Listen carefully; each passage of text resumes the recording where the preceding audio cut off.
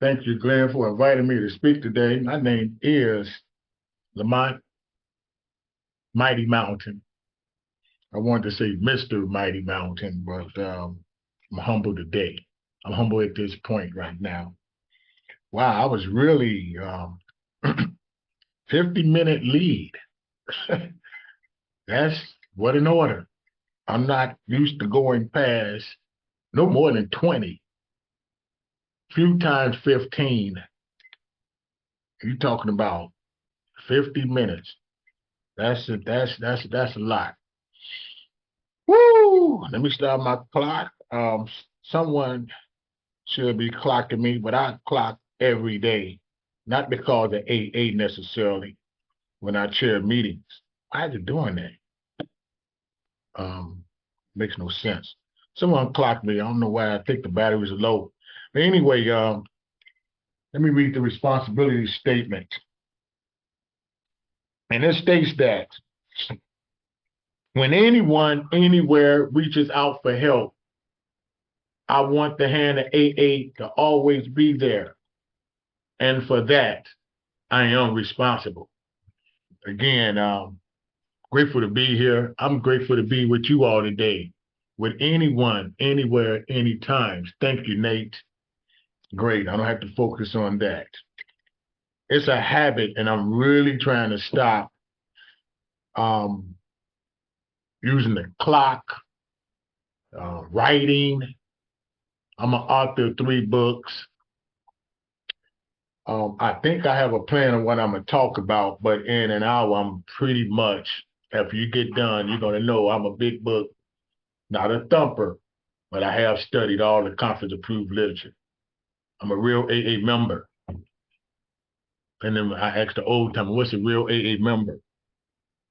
And he told me that we make it begin on all 3 legacies.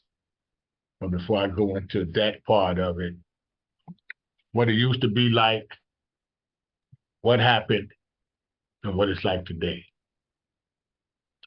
Um, I haven't talked about this part of my story. I was talking to a member today, and I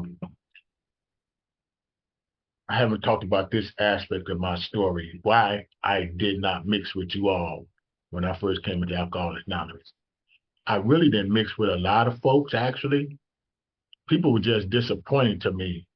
I was raised up in Christian Science, and Christian Science is in the literature of Alcoholics Anonymous, believe it or not. And I thought I was the only Christian Scientist that was in this fellowship.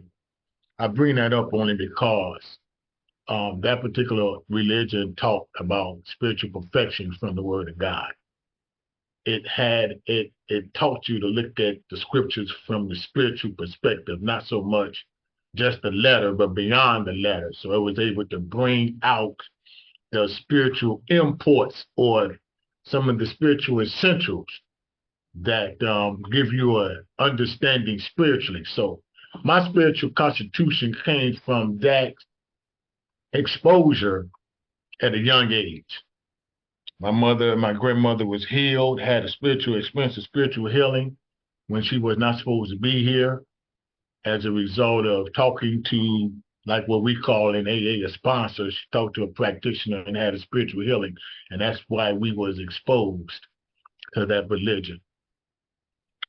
And so my spiritual constitution was strong as I developed into that. Um, I can remember at the age of 7 or 8 when I got a first whooping, and it was with an extension cord. And it was no fault of my own. First, I'm living in the projects in Chicago, Illinois, and my neighbor put me on his shoulder. He was older, of course, put me on the shoulder and took me off the porch to the store across the street on State Street. If you all know, like I've known you all, hearing your stories, living in the projects,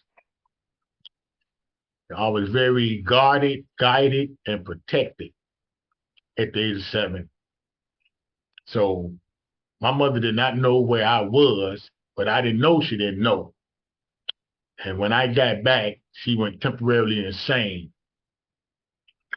and she got to whoop me with that extension cord. I believe that was the first time I felt pain in my young, innocent life. The neighbors couldn't stop her. They tried. Um, you know how your mother holds your arm up in the air while you're kicking, and she whooped and whooped and whooped and whooped till I fainted. When I woke up to my father and mother fighting. The first thing I did, and I don't think it was a bad fight. There was just a lot of yelling that I wasn't accustomed to. There was some fighting, wrestling, and I bit my father's calf. And when that happened, he realized it snapped him out of whatever he was doing. He was angry and mad. And at that point, I never seen him fight again. And I think I may have had about 3 whoopings in my entire life. And so as I grew up, my mother started disappearing out of my life. But what happened was, as a young man, my mother had a large family. It was 14 of them. I think it was like 7 girls and about 8 boys. And okay, I guess I'll shut. It was grateful talking to you all. Thanks for listening to a fool like me. No, my clock just went off. When I say I'm a fool, because when I drink, and I'm a crackaholic, but when I take that first one, I do very foolish things, and I love it. I love it, and I'm moving too fast. So as I was growing up, my mother was disappearing out of my life. I had a pretty nice childhood. She was a great mother too. And again, she had a large family. My granddad had 14 kids in one family and married the other lady that had 11 kids. And so it was a large family. We weren't allowed to really hang around my mama's family because they was goons. My grandfather had the boys selling drugs and so forth, in Chicago on the low end. And the girls are very, at that age, voluptuous. And I think matter of fact, my dad got tempted and had sex with one of my mom's sisters, my aunt. And I guess they must have been sexually active and gave my mother syphilis, transmitted disease. That broke her heart. And as a result, that broke her heart. She was married, they was married, she left, and that's how she got addicted to heroin as a result of that. That's what kept her away from me over the years. I didn't know why she would leave, but whenever she came around, I was always there for her. Whether it was whatever she needed, I was there. She would go to jail, I was there. I'm a young man, young adult, looking out. I love my mom. And as a result, as I said, I was always there, but I was taking care of the business. She loved me. I loved her. My dad was a great dad as well. And because of what, they ended up divorcing because of her addiction. And so it was just my dad. He wanted to abort me at the age, and he wanted to abort me. I shouldn't even be here. But my granddad, my mother's father, went to his mother, my grandmother. We don't do that in this, we don't do that. And that's why I was spared. Here I am today. I'm still here. I'm grateful for that. Because he was ready to go to college. He was ready to go to college. And at that age, 20, he was working at one of the prestige companies here in Chicago, Prudential. And so he didn't do that. He decided to take care of me. He didn't go to college. And but he was a father. He stepped up. He was there. My mother was in and out of my life. I was trying to go to college, and I did good in high school. Played football, being that dutiful son. And my dad must have felt very jealous. He was in my life. He had us. I'm the oldest of three boys, no sisters. I was always there. I had to come in before the lights came on. We was involved in Boy Scouts. We went to private school, and for a black kid going to a private school was very eye opening for me because I was around people that um, I was accustomed to being around, and but it was a beautiful experience. That particular school owned 250 acres. I know you're all saying, well, what they got to do with alcoholism? I'm gonna get to that. I'm telling you, when I was protected, my father was involved in our lives, his son's lives, and that baffled me why I'm in these rooms when I got here, with that upbringing. And a lot of you all are like that too. Maybe not that I would say more wasn't like that. There was no alcohol in my life. It wasn't at home. Or my dad did not want that influence in our home. And so, um, and so I heard you all stories, and your stories was very. Um, when I came into alcohol, and hearing you all stories, it was like, wow, they went through that, they went through this, I wasn't molested, and all of that. So anyway, um, I took care of my mama. In addition to being an addict, she was also contracted HIV and hepatitis C. And so I was always there for her, taking care of her. I was there for my grandmother, taking care of my aunts and cousins. I was just a willing volunteer. I was just glad to do it because they were my family.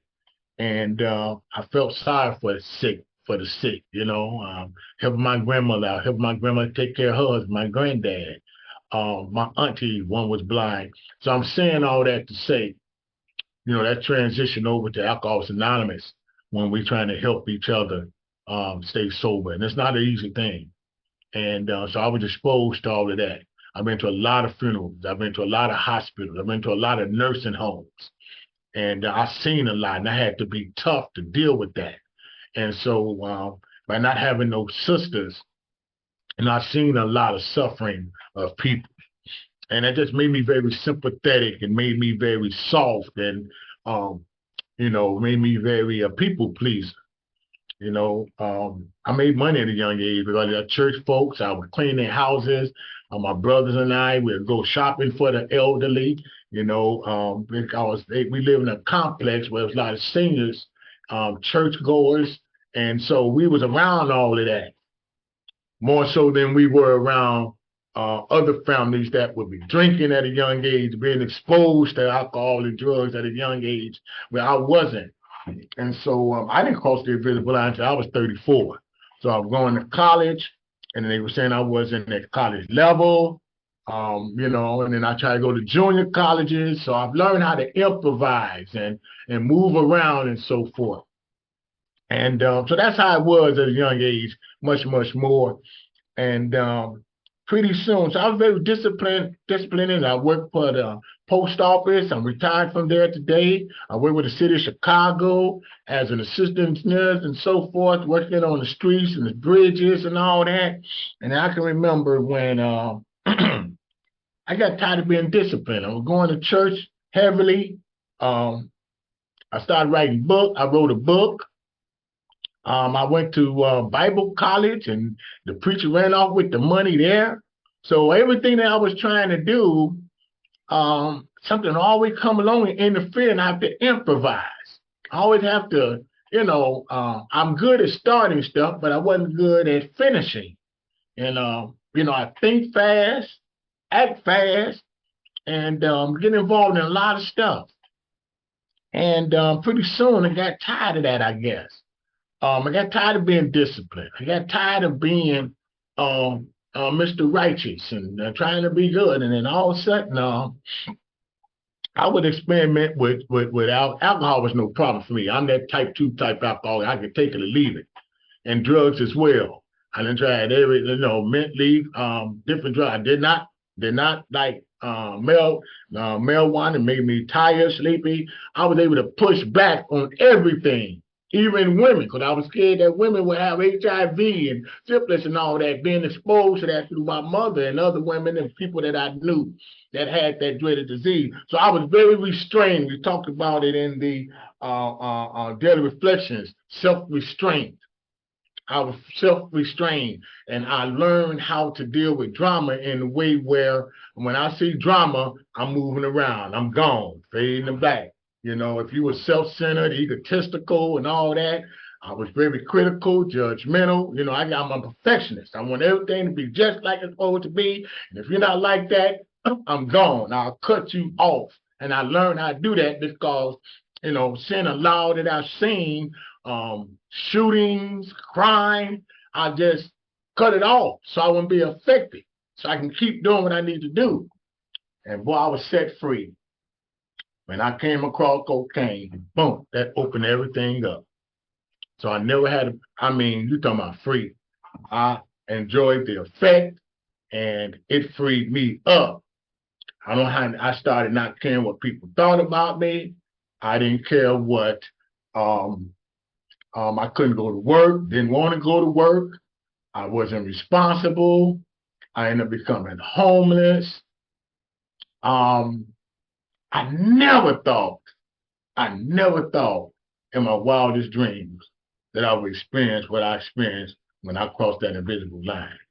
Not only that, there was always women associated with it.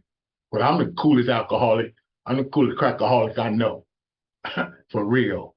And I was having fun, man. When you've been celibate twice, I've been celibate twice in my life. And I was trying to catch up on lost time. And so it was only 4 years back in '85. And I found AA in 1988, when I was introduced. And Jimmy Hodges, my grand sponsor, gave me the message when I went to detox. And I wasn't even supposed to be going there. I didn't want to go because a buddy of mine came in town, and I thought I had one more ride. I went to jail that night, and he said, "You're gonna spend the night. I'm not gonna keep your car, tow your car, whatnot." The bottom line, when I got out of jail, I went straight to rehab that morning. I was so scared that I could not stop drinking. I could not stop getting high. I could not do anything that was responsible. And I loved not doing nothing. I was free. To be homeless is a beautiful thing. No responsibility whatsoever. So when I got into detox at Mount Sinai, Jimmy Hodges brought a lot of alcoholics there to the Evans Club, the second largest black club in the nation. Man, he set me free. They was talking about him. Matter of fact, there's a book. It's called Heroes of Early Black AA. I don't know if y'all can see that on the doggone it. Anyway, it's okay. Anyway, there was a book written by Glenn C. He's from South Bend, and he wrote this story. And so anyway, him and some of the old timers was written about, have been written about in this particular book. And no, it's not conference approved, but it has permission. But anyway, he came and carried that message, and they was talking about him. It was that the people and the clients on the detox center, they was talking about him, calling him a fool, a monkey. They didn't want to hear him. They must have heard him before. I don't know. But the more they talked about him, the more I wanted to hear him. And he gave the message. And the first thing he said to me, first thing he said when he came in and gave that message, and he had a long gray beard, gray hair, rubber bands wrapped around it. And when I seen him, he looked like a drunk for real. But he carried that message, and the first thing he said was, "Hey, some of you all are not going to make it." And man, I was so scared. I hit the table. I stood up. I said, "Man, listen, we tried to stay so I didn't know what the hell I was talking about." And he said, "Hey, you might not make it." And I mean, he deflated me. I said, "Whoa." And I melted back in my seat. And I'm in the front row.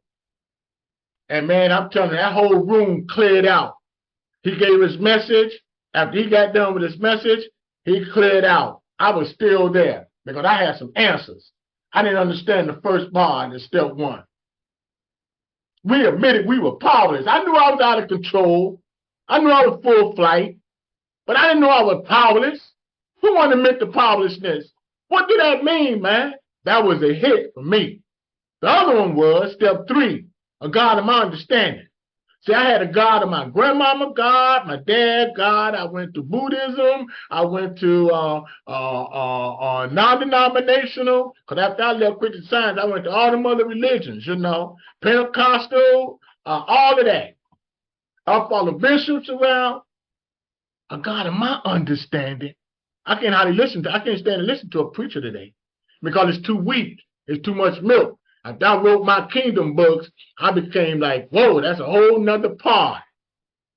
That's a whole nother part of the word of God. And so I can't hardly stand and listen to a preacher, but I don't have no problem with him. Just that I have a God of my understanding now. And so he told me when I got out there, you go to the Evans Club. And I went to the Evans Club, and I was out there in that insanity for 4 years, and I was sober for 18 years. I never cracked open no literature. I was all I did was not drink and make meetings. Then I had an altercation. I left the meetings. You know, I said, I don't need this AA thing because it was boring, it was monotonous. You know, I'm tired of hearing the same thing over and over again. And I said, well, I'm going to go on to church. And that's what I did. I went to church and tried to do it because I left AA 9 years into my 18 years. And so I left AA. Not doing the church. That didn't work. It was okay to dance around and all of that, you know, but it didn't address the drug problem, the drinking problem, the disease problem that was in my mind, although I wasn't using. But I was still crazy. I was still half in, half out. We think a man is not thinking if he thinks sobriety is enough. You got to have both sides of that picture. Understand, or at least have a spiritual awakening or a spiritual experience, and then understand, you know, about alcoholism. Cause see, the drink was gone, was taken away, but I still had the ism, still had bad thinking, I still had untreated alcoholism, and the alcoholic by himself is in bad company. Believe that, okay? So I eventually ended up leaving church because they were getting on my nerves and so forth, and things happened there. God delivered me from that. And so I was out there by myself, and I eventually ended up relapsing again. The acid test came, and I relapsed. And then I thank God for being, he allowed me his grace to come back into these rooms again, you know, but I needed that relapse experience. It really shook me up.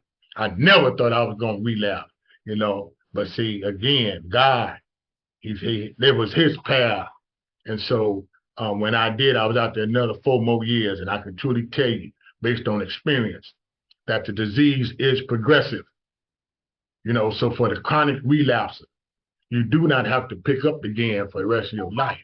Believe that. But I know today that it's God that keeps me sober today. And so when he got me back into the Evans Club, and actually I went to another fellowship, and I went to another fellowship, and it came back full circle back to the Evans Club where it all started. And that's when I was introduced first time to my sponsor. Because when I relapsed and I got back, I was just able to make it back to Jimmy Hodges, my grand sponsor, funeral. And although I only went to 2 meetings over those 9 years. Topic and discussion meetings. And so that's why I never really made a beginning on reading or made a beginning on the 12 steps. I understood the steps from a solitary standpoint.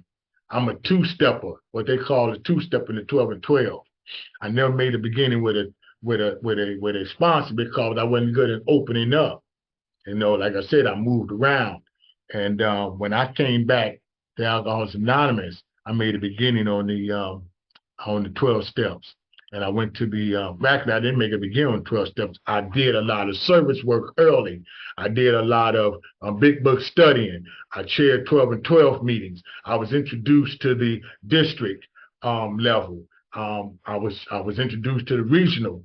I seen the area, you know. So I was active on that level and looking at seeing the AA leadership. I didn't have to worry about that no more. I almost quit AA because they got on my nerves. I seen arguing. I just want to let you know it's not perfect in this, Lamont, and I didn't know how to deal with the fellowship yet.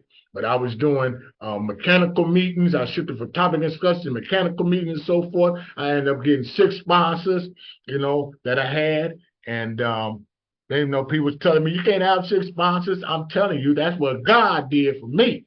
You know, I'm an octopus. I think fast. And I have a quick forgetfulness.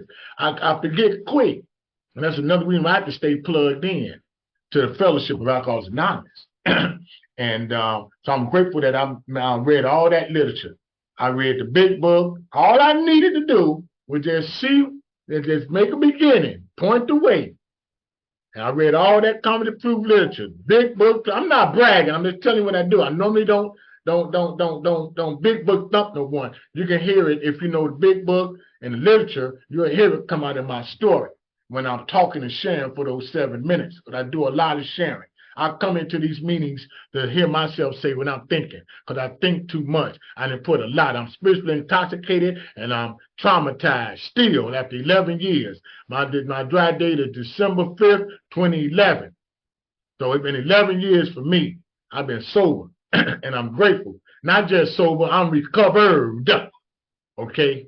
And I have a lot of serenity I have a lot of quality serenity in my sobriety. And it's no joke. I don't need no one to tell me that it is. Now, I mean that it isn't, that it is. I'm not looking for no validation. I don't need no whole bunch of people around me. I'm not trying to sponsor everybody, be the big AA guru. You know, I'm a temporary sponsor. When I go and share, that's my service today. I done had 2 strokes. I didn't had heart surgery last month before last in August. You know, I have 4 broke ribs. I didn't know that I could even deal with all that. But when I looked at alcoholics and what they've gone through and didn't drink, I was truly grateful. I was like, how can they do that? I done seen old timers come up in here on walkers, blind, aneurysms, heart attacks, still coming to meetings. They used to say meeting makers make it. I beg to differ, because when COVID came, I seen a lot of people that when they thought would relapse. One of my other sponsors, Big Book Don, he told me he knew 2 people with 52 years in 2 different states that relapsed. Because I was real shameful when I relapsed after 18 years. I had a lot of shame. I felt dejected. I felt disappointed, you know, myself. And it was in the big book on page 120. You know, in some cases, a relapse is good. We hope we don't. We hope you don't. But in some cases, it helps you redouble your efforts. And that's what happened to me. When I redoubled my efforts, life changed and went to another level. So I'm grateful that I made a beginning on this literature. This literature is very, very powerful. And I'm going to tell you why. This whole Design for Living The fellowship is all through God. God put this together through two drunks, Dr. Bob and Bill W. And more than 100 men and women and non-alcoholics. This whole thing for us that we have today, to be able to change our lives, to be able to work in other areas of our, Jesus Christ. I'm grateful that people look up to me, call me Mr. Robinson, like they used to do my dad. I used to put it down. Now, don't call me that. You only do, hey, I receive all of that. And there's nothing wrong with it. Today, AA has done so much for me. The only way I can pay them back is to keep giving back, to keep passing it on. Once you get a glimpse of God's kingdom and the ultimate reality, it goes into the fourth dimension of life. And that's where I'm at today. And it says in the literature as well, not only will I be blessed, but countless others will be too. And I see that as I travel through the worldwide organization of Alcoholics Anonymous, specifically the fellowship. And it took me a minute to tap into the fellowship. I'm going to tell you when I tapped into the fellowship. See, I was getting those spirit principles down pat. They did a memorial for Jimmy Hodges. And I'm in the meeting resentful and mad as hell at those that had the relationship with Jimmy. See, I never had a relationship. All I did was listen to him. All I did was listen to the old timers. This is the most I ever talked when I shifted and did this. I went in the back. I couldn't even stay in the meeting no more. And they were talking, they were talking about the relationship they had with him. They'd been over his house and did all this. And I'm like, wow, I missed all that. Now I didn't miss the in-person meetings like some of the Zoom babies. So I see the evolution that I'm going through and that AA has gone through. And when I went in the back, there was an old timer back there. And he asked me, what's wrong with you? I gave him my patented answer. It's all good. He said, well, why don't you let your face know? What's wrong, young man? That's the first time I really had an open relationship. Because up to that point, I didn't have no sponsor. I was on my own by myself in AA. I didn't know how to open up. I was closed. And when he told me, well, who's your sponsor? I said, Jimmy Hodges. He said, well, you need to go and talk to him. And he was dead, of course. The old man didn't know it. From that point on, I started getting telephone numbers from all old timers. And then when I started speaking, I put my number in the chats. I put my number, and when I go speak, people ask my numbers, I'm always giving out. That started me to opening up to the fellowship. I didn't have to be scared of you all because I was extremely scared of you all. Your stories was too strong for me. You all been to prisons. We got this is in the service manual on page 38. We got the misinformed, the uninformed, we got the malicious, we got the violent, we got the political, we got the power drivers, we got the pimps, we got the hoes, we got the drugs, we got the crackheads, we got everything in here. I remember I went to my one of my sponsors, man, we need to put a sign, a marquee, have different meetings, the names of them, co-ed and CA and NA and all that. Hey, we already got all that in here already. This is an AA meeting, and we got everything that you need to help me grow. And that's what you all have done for me. You all taught me how to cope with the world. You all have taught me how to cope with drama. You all have taught me how to cope with resentments. You all have taught me how to deal with my defects. You all showed me how, in addition to my sponsors, see, they sponsored me, did a pretty decent job. But when you tap into the fellowship and you hear these shares, and that's where I feel connected. Everyone is gone that I told you I took care of. I'm by myself. I have some cousins. They're young. I'm still alive. I'm 64. If I try to do this by myself, I believe I can. But I don't want to. You all are my family. I met some awesome people in this. I've helped a lot of people, and a lot more helped me. My sponsor told me, I get more out of you than you get than I thought, that I was getting out of him. And that's how this reciprocal mutual relationship works. The altruistic effect of one alcoholic helping another one is unparalleled. And so, I don't know where you at today, newcomer, but what I would suggest is keep coming back. Keep coming back. More will be revealed about you. There's a saying I used to hear, and you're going to meet the stranger. In my mind, I was scared to speak up, but I didn't talk for 22 years. 18 years I didn't talk, but in the 9 years that I was in AA, 9 years I left, I didn't talk. My bishop wouldn't let me talk on this pulpit. I said, man, I know the word of God. I'm addicted to the word of God. I done wrote 2 books. No, you can't, that's my pulpit. Nobody wanted to hear us, listen to us. So I always shut up, dummy down, because I had a low self-image. And anyone that had a degree or had initials behind their name, I become humble and dummy. I don't do that nonsense no more because Alcoholics Anonymous. No one is put on no pedestal anymore. Where's that at? I want to read that. That's coming from, it is so powerful. Don't put nobody on no pedestal. It's on page October 7th. We all got clay feet. Do I put too much reliance on any one member of the group? This is October, in the 24 hours a day, October 7th. That is, do I make a 10 God out of one person? Do I set that person on a pedestal? If I do, I am building my house on sand. All AA members have clay feet.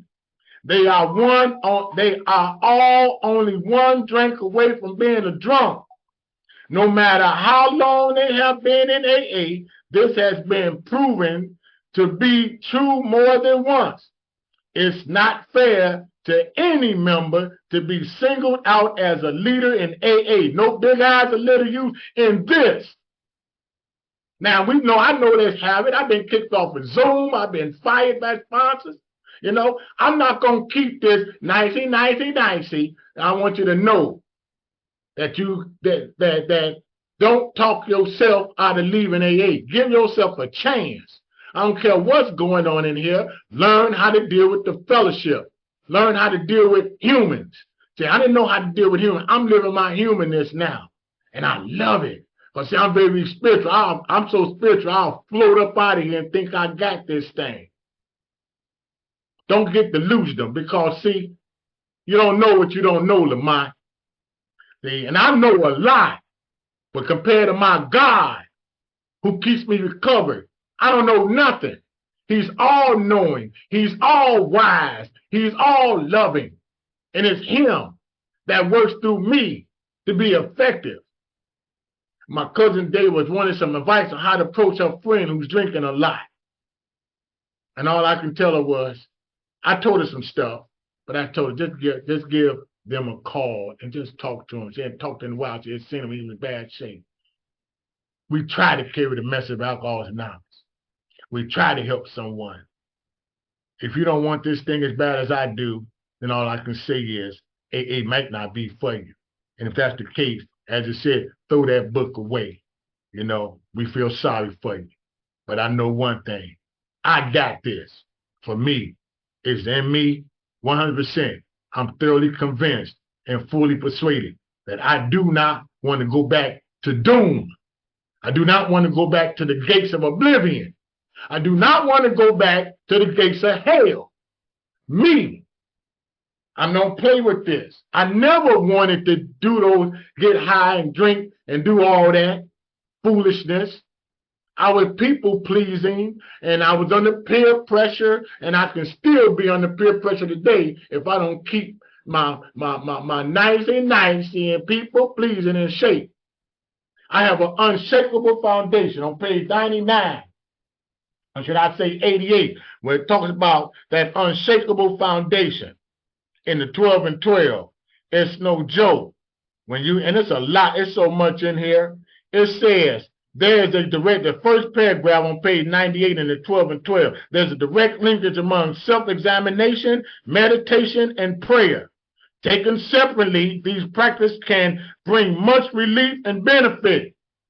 But when they are logically related and interwoven, what that means, I'm going to tell you how I study. You got to internalize this stuff. So you can hear somebody talk, but do you really listen? So I developed the art of listening. When you listen to someone, it takes on a different dimension. When you internalize not just what people are saying, but this literature.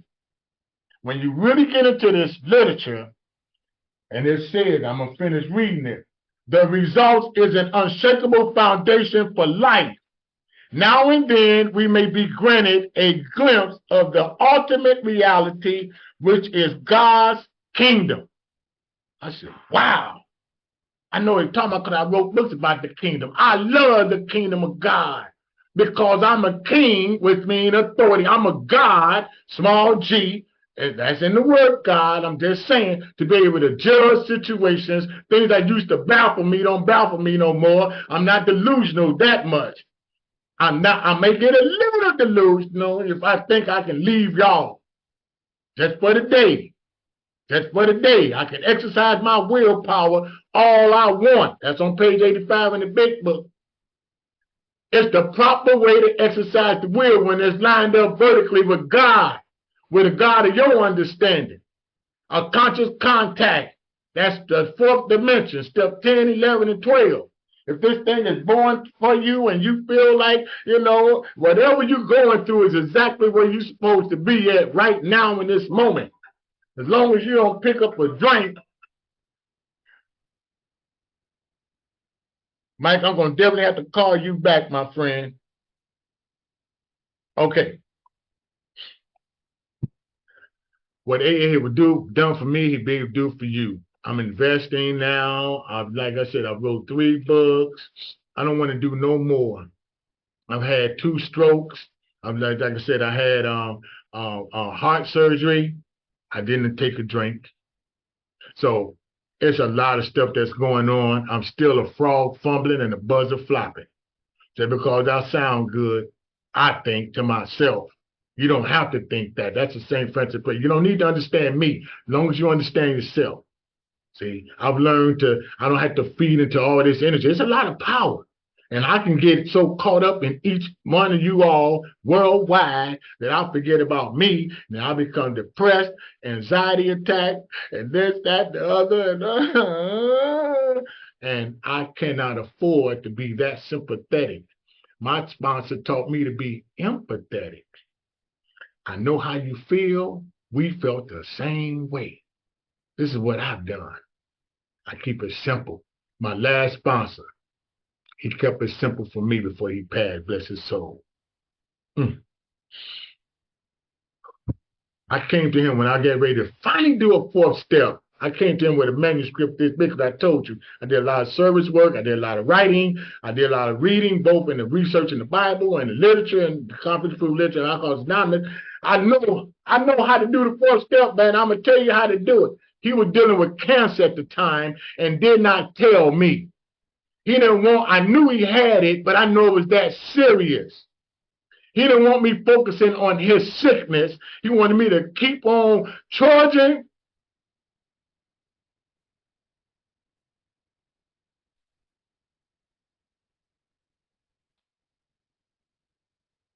And I want you to keep charging regardless of what's going on.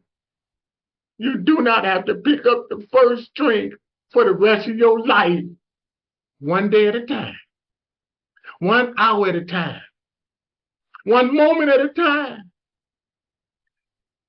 Get a sponsor at the right time that your God will find fit for you to do so. Read the literature. Go to some mechanical meetings. If you don't have a sponsor, use us. Just keep coming to the meetings. Everything will work out. Easy does it. Let go and let God. First thing first, primary purpose is to carry the message, and that's what we do. Those that do. What's requirement for membership in Alcoholics Anonymous? I didn't sign no contract. I didn't join AA.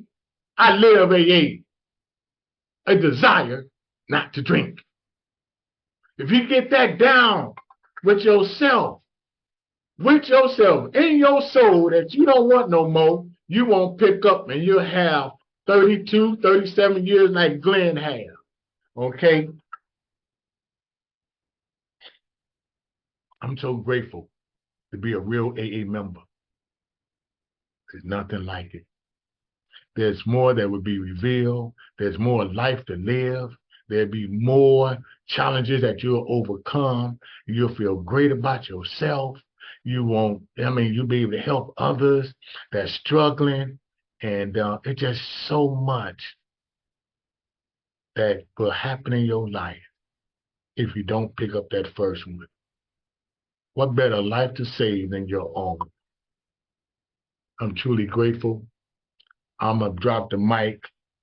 Thanks, Glenn, and thank you, extraordinary people, for being in my life.